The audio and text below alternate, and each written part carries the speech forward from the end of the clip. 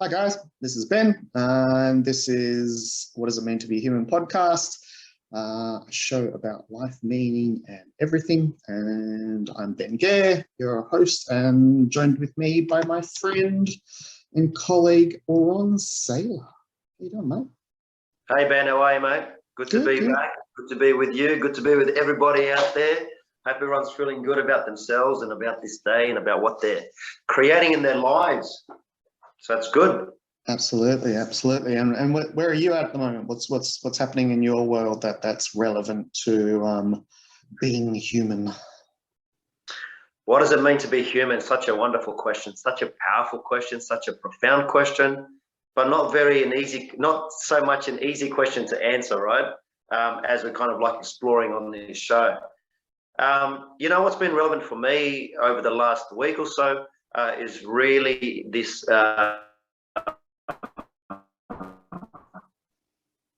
this sense of, where are we in our lives? Where do we want to be in our lives? What kind of like stops us? What action do we take? And do we actually hold ourselves accountable? Are we actually being responsible adults in this journey, this world, this human experience that we're born into to have with our family, with our friends, with our colleagues, our partners, all that sort of stuff. That's what's been happening in my world. So yeah, man, that's what's been happening in my world. Really, just I guess in a nutshell, it's like being accountable for myself and setting the structure up so I can create and be the predominant creative force in my own world, right? Not relying on others to do it for me, but taking the lead. That's what's been happening in my world, mate. And hopefully we can even explore that a little further. Depending on what you've been going through this week, mate. What's been happening in your world? Yeah, I'll kind of quickly come back to that, just as I wanted to pick up on a few points there that, it's all well and good to kind of have goals and intentions and things like that. And as we know, the biggest part of most of that is taking action. And often we think, well, we can have subconscious blocks which stop us from taking that action. Sometimes we can have all the greatest ideas in the world, and yet putting them in place can be challenging because, again, they confront our psychology, stuff that we've talked about a bit in this show. Because once you start to come up against your resistance of where your story begins and ends, it's like, just say you grew up in a poor family, being rich can be a bit of a stigma, so therefore you kind of avoid it, things like that. So just to know that we have all of these subconscious self-sabotage programs that are going on in the background. And so while getting clear about visions and where you want to go and what's next on your journey and how you want to create your own reality, it's important to understand that it's okay to reach out for help. It's okay to kind of seek support from others, because all of us have some kind of block at some point that is going to bring up resistance to the next stage. Because again, if we knew all of our stuff and we were super confident and supremely okay in our own being, we would be taking the steps without thinking about it. Yes, there's strategies that are able to be put in place to make sure you get things done. So daily goals, all that kind of stuff like that, vision boards and whatever. But knowing too that, there's a part of us that fears truly getting what we want, and it can be kind of scary to our own unconscious mind, because it has built so many stories. And as I say, this is stuff that we've talked about a little bit in this show so far. But yeah, just important to point out that for everyone, this is still the reality, and this is where getting a coach and getting support can be fundamental in being able to bridge the gap between where you are and where you want to be. Yeah, I'll second that. I'll tell you what, I had a lot of resistance to getting a coach for several reasons. Can't afford a coach, they're too expensive, and how much benefit am I going to actually get out of it? So I've been having coaching now. I've got a coach which I see every fortnight, and we're into our 3rd month. And I've got to tell you, man, it makes a world of difference to actually have someone there. It's not so much keeping me accountable, but it's kind of like working through my resistance more than anything else. You know, because he's able to see things which I can't see, and then we have a structure in place. And if I'm not checking off my action list, let's call it, like, you know, my steps or my to-do list, you know, then there's a challenge in place for me. This is for me. We all have different things, right? But the point of like having a coaching or a mentor, especially when you're challenged through unconscious belief patterns, like what you're talking about, Ben, because you're always going to come up against the wall. And there's this, you know, for those of you who haven't heard of Robert Fritz and his work on structure, he's written a great book called The Path of Least Resistance. I'd encourage everyone to have a read of that book. Really good. Talks about what we're talking about. For some people, it can be science-based. You know, you need a bit more intellectual understanding. For other people, it's more kind of like in your body, kind of understand. For some of us, it's a feeling sensation. But his book is great, and his fundamental message is the body or your energy will always find the path of least resistance. So it will always look to the easy way or the path that's flowing. Now, that doesn't necessarily mean that it's a positive path or a positive thought or a positive action. It can be a negative or harmful at the same time. All that statement means is that your energy flow will go in the path that's got the least resistance to take you there. So you may have what we call like a negative vision, where you're trying to create something positive, but from a place of a wound. Like the example you used, Ben, of like trying to, you know, you come from a poor family, so you've got this thing about making money, or you've got this strong drive that you want to make money, or you don't want to be poor. So, you know, a lot of the focus is on, I don't want to be poor. And then we kind of use that energy to try and generate wealth. Now, you can already see how that foundation's corrupted in a way, right? It's coming from a negative belief. It's a negative foundation. It may be through some kind of whatever you experienced as a kid. So what the path of least resistance talks about is, because you're drawing the energy, you're putting so much focus and energy in not wanting to be poor, this is what you're building in the background. So essentially your path will try to find to keep you poor. Now you may oscillate, you may find money, you may lose money, but you continue to maintain your wealth. And that's not just with money, right? That could be with anything in our life, through love, relationships, right? Absolutely.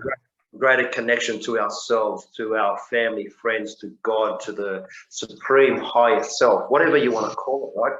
It's not just limited to money. It's kind of like every aspect of your life. So coaching is important. Mentoring is important. And, you know, I heard this a long time and I just always said it's bullshit. But every time someone said to me, those of you who say you can't afford coaching are the ones that need it the most. And I always used to say, bullshit, I'm not going to do that, because that was me. I've got to tell you now, having had coaching for the last 2.5 months, complete advocate, right? For me, it's fundamental, it's important. So maybe we can talk about some steps, like Ben, as to how to give people maybe some orientation as to, like, if we're coming, like, let's say, for example, people have vision boards, right? Or they have affirmations, or they have positive thoughts or positive thinking, or they might have an altar and they have like pictures of what they want, or they might have money on their thinking that's going to bring them wealth. So that's all great in theory, right? That's one step in going, okay, this is what I want. So we also know that, okay, how do we get to this end result? Like, what's the action we're going to take to get to this end result? And then what are some of the limiting belief factors, like our own mindsets, belief, feelings, patterns, thoughts, history? Like, what's happening to stop us from getting there? And are we focusing on that? Or are we just trying just to hope that one day we're going to be rich, or hope that one day, once I've sorted out all my shit, I'm going to find the right partner, or one day when everything's okay, then I'll get that job that I want, or I'll be able to travel to where I want to go. But until then, It's just a thought, and I'll think positive, and I'll tell myself how good it is going to be. But what are the steps behind to get there?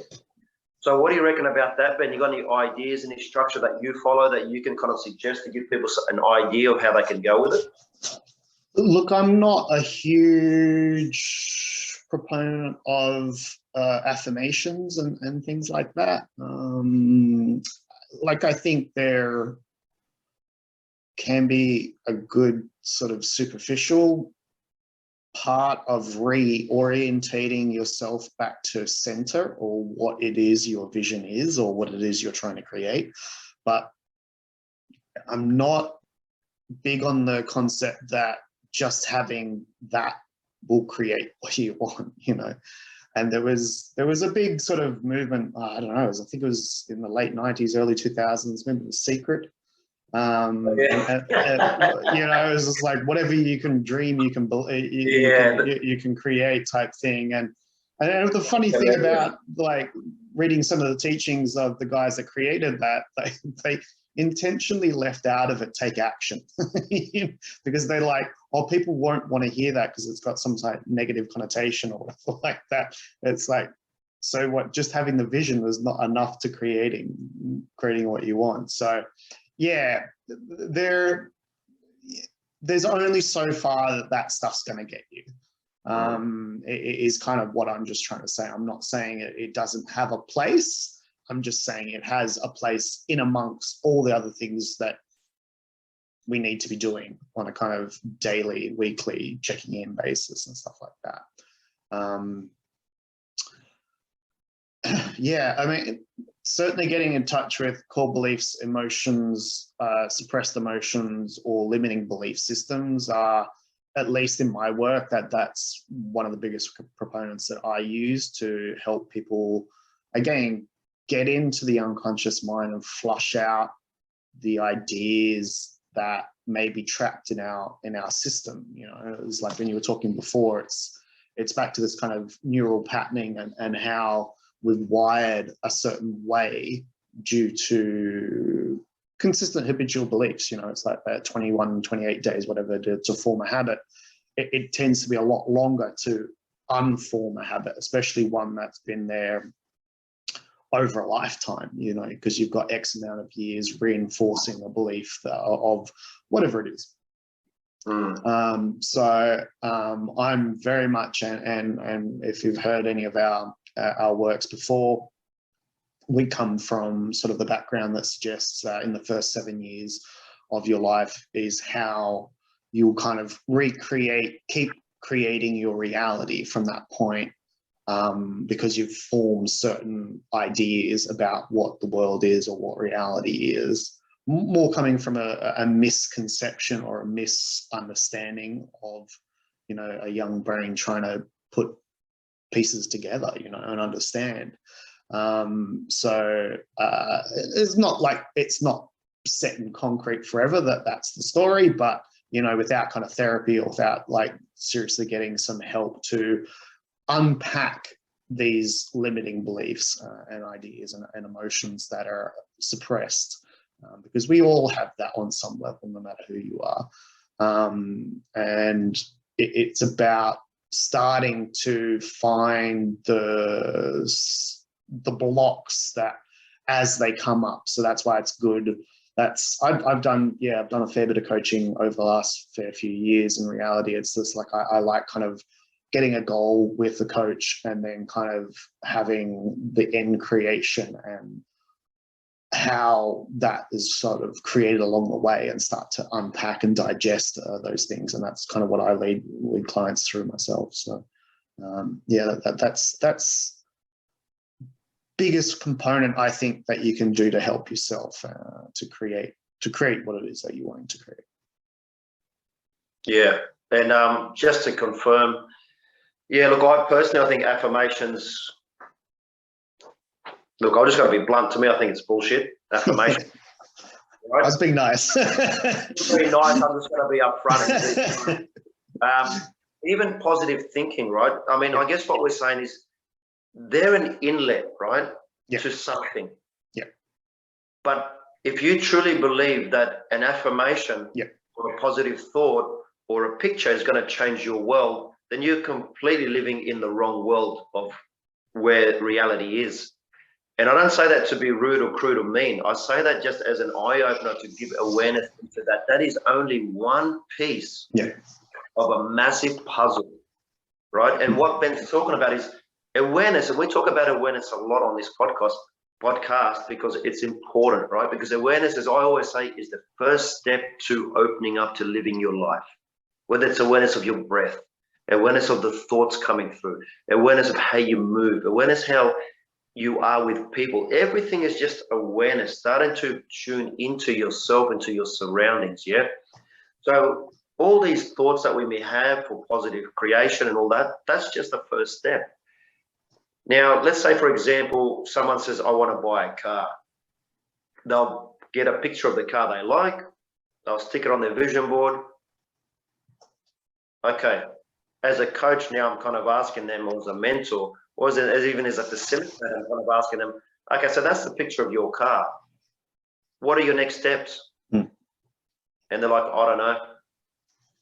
So consider this. If you don't know what your next steps are after you've got your image, consider what the message you're sending to your subconscious. So you're telling your subconscious that this person doesn't know what they want. So why should we give it to them? Right? Because you may believe that by having a picture of a car in your bedroom or on your vision board is going to create that car, like they talked about in that The Secret or that documentary or whatever it was. Trust me, you will never get that car unless it's by a fluke. Because what are the steps you're taking to get there?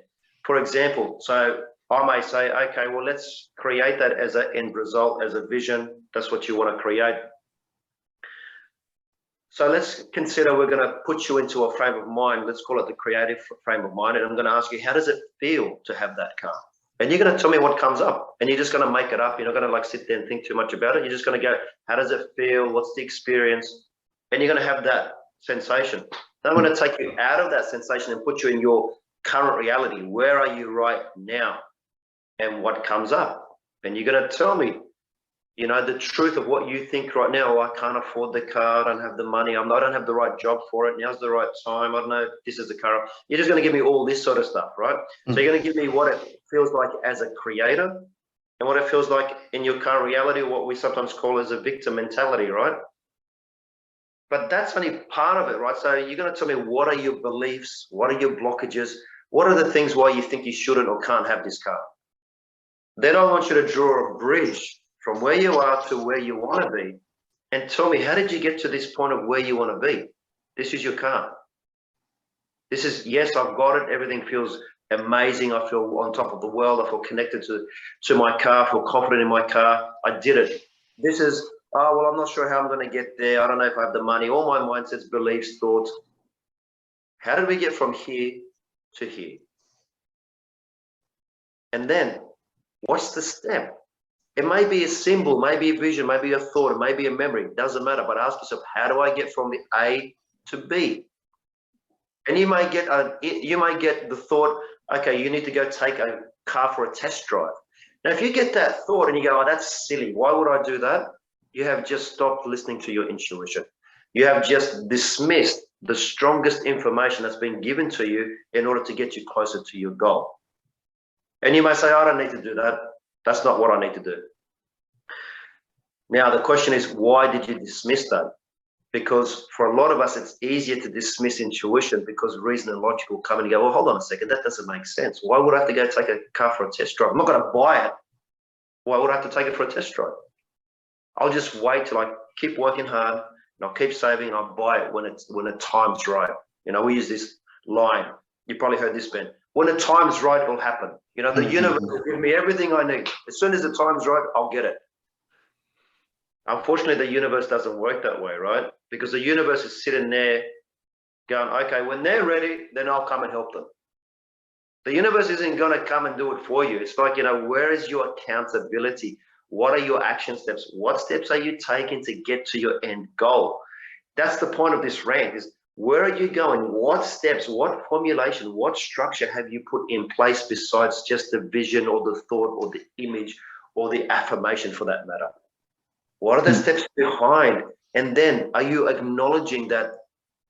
Is there some belief that's stopping you, right? Is it a mindset? Is it maybe some childhood trauma that you haven't tapped into? You know, I'm assuming a lot of you that listen to that podcast have a sense of awareness about your worth, and you know, you've kind of done some kind of self-development or personal development over the years. If you haven't, this is a great opportunity to explore it further. Having those understandings to see what your blockages are, and then addressing that blockage and not negating or dismissing, is fundamental for you healing and moving forward. It's important to just acknowledge whatever the block may be. For example, okay, this person feels that, you know, they don't have the money, they need to work hard, and that block may be, well, I don't feel that I'm good enough to have this car, right? And that may be that simple. I just don't feel good enough. And what's the main emotion around that? Well, I feel sad that I can't have it. Okay, so you feel sad, you can't have it. So what's a compensating strategy? What do you do to make sure you don't get it? Right? We all have different things. For example, maybe, well, I don't believe I can have this car, so I'm just gonna talk about it and dream about it, but I'm not gonna do anything. Or if I get a intuitional thought, I'll just ignore it. And then what's the worst case scenario? Well, you're probably never going to have that car, or you're never going to be seen, or you're never going to be able to achieve anything in your life. So you're always going to be an underachiever. Now, this is just all examples, right? Not real, just an example of what someone may go through. It's important to acknowledge whatever the wound is around that, right? And go, okay, let me just acknowledge this experience. It doesn't define me or say this is who I am.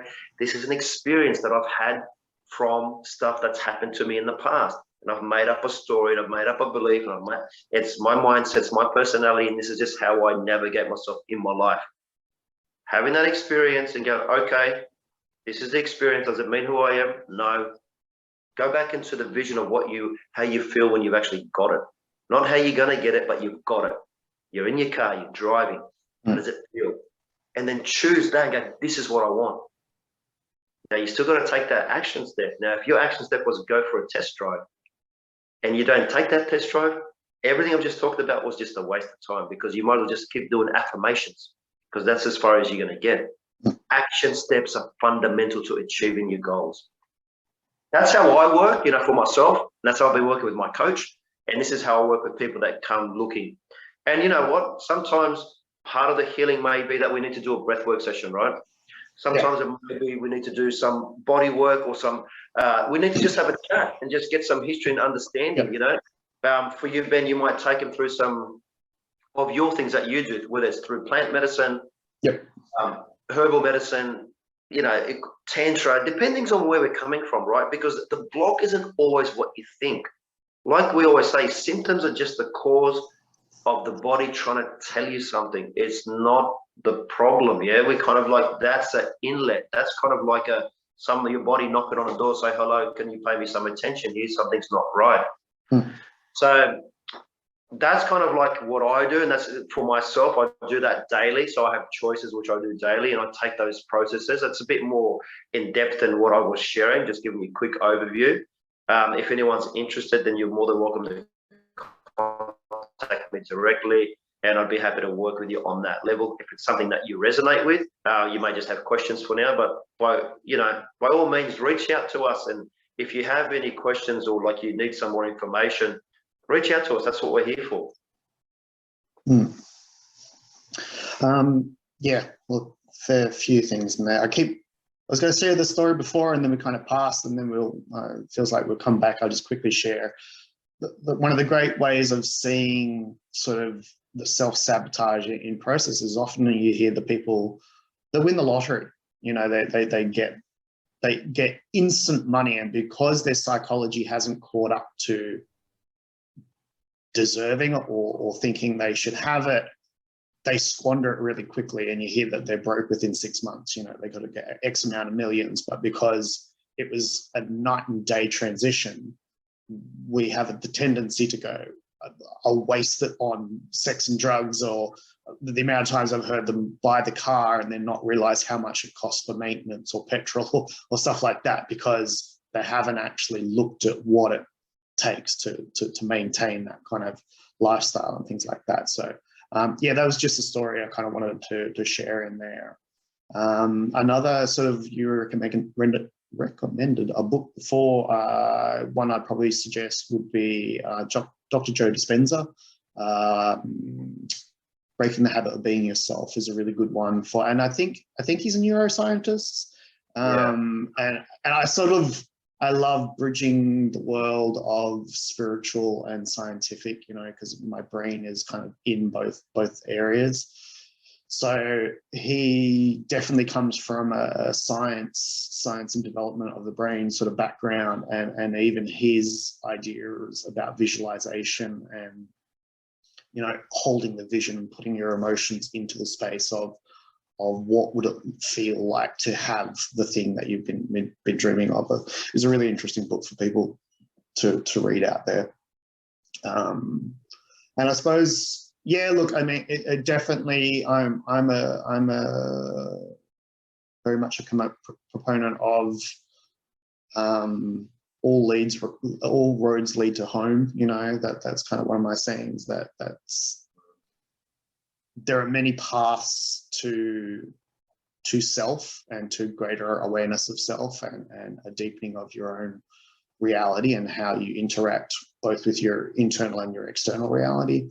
So it's about finding what works for you, and we're giving you a few suggestions. We talked a bit about breathwork last week and what that looks like in your reality. And yeah, I think things like this are, again, I think super important to having that thing manifest, having the thing that you want manifest. And so, yeah, that's definitely different ways to challenge different parts of us. And it doesn't always have to be hard grind, looking at trauma or these negative thought patterns and sort of going into the deep end of the dark areas. There can be sort of easier, lighter ways to still achieve your goals. And sort of one takeaway I wanted to give people, which is just a very basic one, you know, I totally get we're all at different places within the path of self-development or looking at self, and like you even said that you hadn't got a coach for a long time because you kind of had the story, I can't afford it yet, or whatever you were sort of sharing there before. That there is a lot of resources out there that you can tap into. So don't think that, you know, if you've never done anything, getting a coach tomorrow is the be all and end all of what has to happen next. It could be a great accelerator. It'll probably move you quicker than you would in your own understanding, because again, if we knew where our blocks were and where our personal limitations and things like that, we would have already overcome them. It's basically, you know, we don't know what we don't know, you know. So it's often going to see a trained practitioner who's done a lot of this kind of work and is able to identify where the things are, or take you through processes that allows you to drop deeper into self so that you can get greater clarity around a lot of these things. Is highly beneficial, but again, there's plenty of books and workshops and sort of free things that can be done. And the one I was just going to kind of share there is pattern interrupting. I find is a really, really important one in terms of when people get into spirals, downward spirals, or locked into certain kinds of ways. And this goes back to sort of the neural patterning. Once you create what fires together, wires together, like how the neurons get stuck in rivets and patterns of, I've always done it this way, so this must be the way. And so they continually recreate the same reactions to circumstances, because that's how our neurons have been formed and created over time and reinforced. The more we kind of reinforce it, the more we're just creating that reality. So the more often that one of the simplest things you can do on a sort of daily basis is when you notice yourself starting to get really deep into those trenches of recreating the patterns. Stop, take a breath, recenter, reimagine. And this is the only time I would say kind of the affirmations and thing. You don't even need to say an affirmation. It's not even, it's simpler than that in reality. It's just taking the moment to go, hang on, that story's not true. Okay, yeah, I've always believed that I couldn't do, or this is blah, blah, or this means that. But the more that you can catch that thought process as soon as it starts to happen, and you'll have to do it hundreds, thousands, millions of times until you get to that critical mass point of it tipping over to becoming now your new belief system. And so, yeah, I'm just wanted to give that as a takeaway for people to start to work into their reality, that breaking those habitual patterns is definitely one of sort of the biggest ways you can start to change the reality and stop what was being what will be. Yeah, I think that's a good takeaway. And, you know, I think it's important to remember that it does take time. It does. It does take time, especially if you're just starting out on your journey. And sometimes we can get a bit too hard on ourselves, and we get, you know, we put too much pressure on ourselves. We put too much expectations on ourselves. And, you know, that can sometimes, like, you know, cause us a bit more anxiety, causes a bit more stress than what we need, because we're going through some awareness, right? You're just noticing these things, and just, you don't, you know, it's just being aware and go, okay, you know, like Ben said,